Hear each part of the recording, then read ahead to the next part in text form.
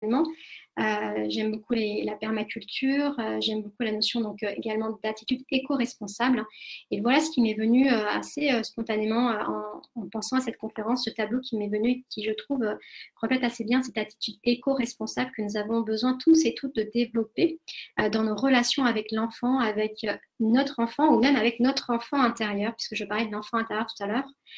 Alors, pour moi, il m'est apparu 3 situations dans notre état, dans l'état de notre espace intérieur. Quand notre espace intérieur est libre, ouvert, que nous sentons alignés, ancrés, confiants, eh bien, je peux me relier à moi-même, je peux m'écouter, je peux entendre, percevoir une émotion, je peux répondre au besoin qui est caché derrière l'émotion, et je peux aussi me mettre à l'écoute de l'enfant dans ce qu'il vit, dans son expérience, sans le prendre personnellement. Là, c'est les fameux accords Toltec où on dit ne pas le prendre, ne pas prendre une situation ou une parole personnellement.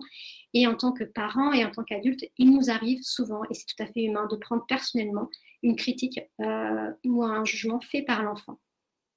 Et dans cette première idée d'un espace libre et ouvert, eh bien, nous avons la capacité d'accueillir le jugement sans jugement et à nous relier à un lien d'amour inconditionnel avec l'enfant.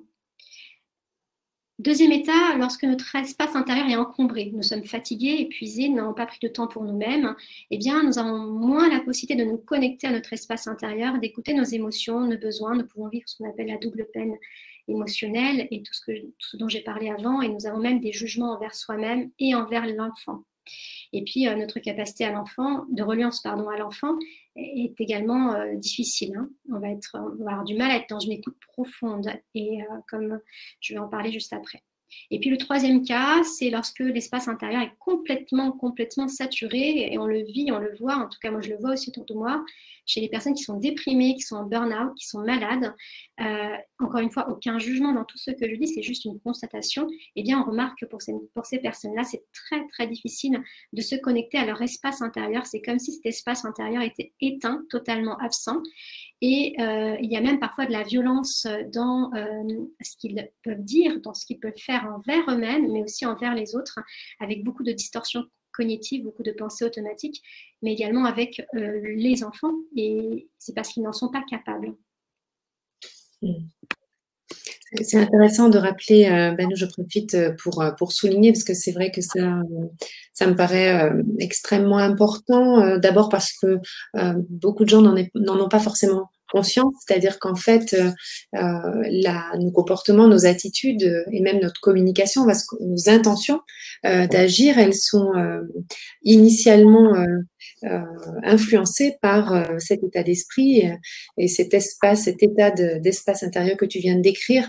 Et en même temps, on est parfois surpris de cette incapacité, par exemple, à se sentir dans cet état optimal que tu as décrit, à cet état libre et ouvert. C'est-à-dire qu'il y a une difficulté pour beaucoup à comprendre justement ces différents états et donc ne pas forcément faire de lien entre la manifestation de cet état à travers les comportements, les attitudes et la réalité de cet état intérieur. Alors, est-ce que tu aurais une suggestion à faire pour des personnes qui peut-être écoutent cette conférence et qui se disent oui, d'accord, je comprends que c'est des différents états. D'ailleurs, je peux prendre conscience qu'effectivement, il ait pu m'arriver de me sentir encombrée et puis d'avoir du mal justement à être patient avec mes enfants, à être la personne que j'avais envie d'être.